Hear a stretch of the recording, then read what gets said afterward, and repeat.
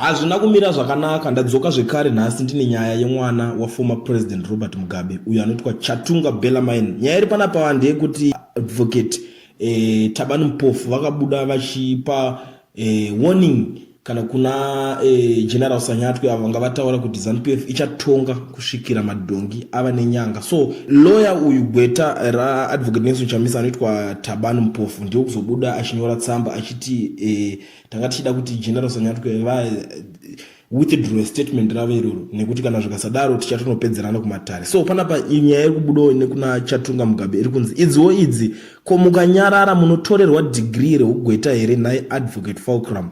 Zvimwe zvacho mukutsvagawo uta mugeti muchitsvaga relevance nepasipo.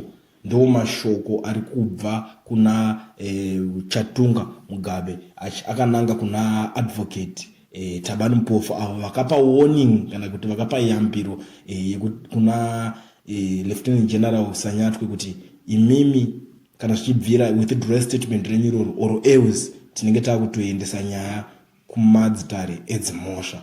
Muri Zimbabwe ndo nyaya ndandakakubatirai kusaziva kuti muri kuionawo sei.